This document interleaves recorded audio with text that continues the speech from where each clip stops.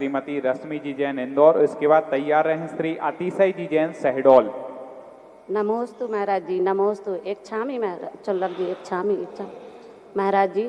सब अकेले यात्रा करते हैं उसका पुण्य क्या है, और जो समूह में करते हैं उसका पुण्य क्या है? अलग अलग प्रसंग का होता है। सबको कराते हैं, सबके साथ करते हैं तो एक दूसरे को सहारा मिलता है। सबके साथ करने का अर्थ है सबको कराना। सबके साथ करने से कोई ज़्यादा फर्क नहीं पड़ता, लेकिन सबको कराना, हमारे निमित्त से सब लोग कर लेंगे, हमारे निमित्त से सबकी भावना हो जाएगी, तो सबको साथ लेके चलना। तो सामूहिक यात्रा का महत्व तो होता है, क्योंकि एक व्यक्ति जो नहीं कर पा रहा है वो दूसरे का आलम्बन लेकर कर लेता है। कई लोग तीर्थ यात्रा पर नहीं जा सकते अकेले, लेकिन जब सब लोग जाते हैं तो कहते हैं इनके साथ में हमारी यात्रा भी हो जाएगी, तो पुण्य तो बनता है।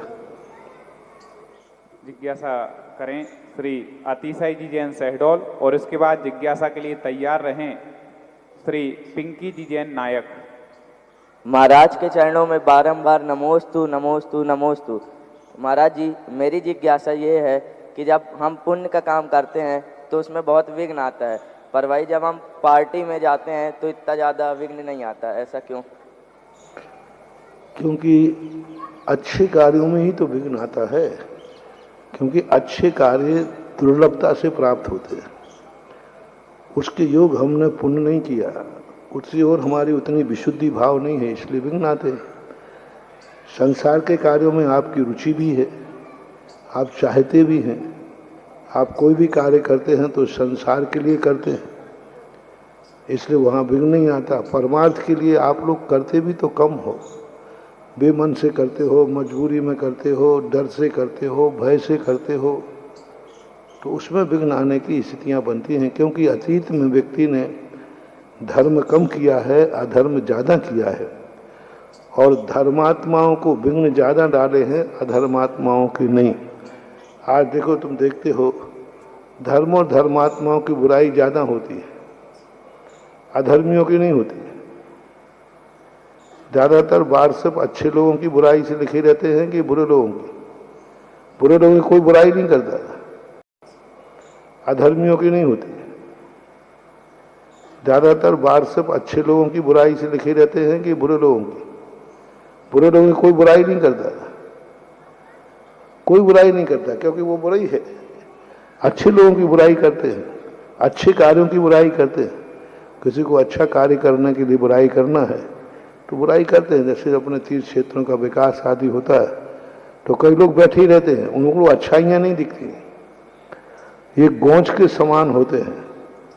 गोंच होती ना, गोंच 14 प्रकार के लोग कहे गए शास्त्र में, एक गोंच होती है। गोंच वहीं पर दूध होता है गाय का, वहीं खून होता है। अच्छा दूध नहीं पीती वो सड़ा हुआ खून पीती है। ऐसे ही कुछ लोग होते हैं, पूरी अच्छाइयाँ हो रही हैं, वो नहीं, पूरा 1 घंटे का प्रवचन सुनेंगे, कोई एक बात कह दी, महाराज ने ऐसा क्यों कहा। अरे भाई 55-59 मिनट क्या कहा, बोले सवाल उसका नहीं, 1 मिनट में ये क्यों कहा। बुराइयां ही देखते हैं। क्षेत्रों के विकास होते हैं, उनको विकास से कोई लेना देना नहीं, कितना अच्छा कार्य हो गया, कितना हो गया, नहीं, वो तो बस जाते ही कम ही देखते हैं। तो ये संसार गोंच के समान है, जिसे हमेशा गंदगी ही गंदगी दिखती है। कहीं भी आप देखना, उनको कोई अच्छाई नहीं दी। कितना अच्छा कार्य हुआ, कुंडलपुर के बड़े बाबा का इतना बड़ा कार्य हुआ, लेकिन वो नहीं दिखा उनको। सभी स्थानों पे आप देखना। तो ये जो अच्छे कार्यों के में कोई एकाध दोष देख करके करते हैं, ये गोंच के समान होते हैं। संसारी प्राणी ऐसे ही होता है। अभी चिंता नहीं करना, गौसलपुर के लिए भी बाहर से वाले बैठे ही हैं। अभी बहुत गौर से ध्यान रखना। जब से मैं गौसलपुर की आया, तुम भक्त लोग भली नहीं सुन रहे हो, लेकिन जो गोंच है ना, गोंच है, ये बिल्कुल कान लगा के बैठे। तभी जिज्ञासा में महाराज कहाँ, हाँ, तो आप देखना यहाँ का भी निकलेगा, चिंता नहीं करना, क्योंकि गोंचे कभी खत्म नहीं होगी। और गोंच हमेशा गंदा पानी पीते हैं, गंदा खाते हैं, उनको गंदगी ही दिखती है। तो जब व्यक्ति का नेचर ये बन जाता है तो फिर वो कोई भी अच्छा कार्य करेगा उसको विघ्न आएगा, क्योंकि उसने कभी अच्छा सोचा ही नहीं है।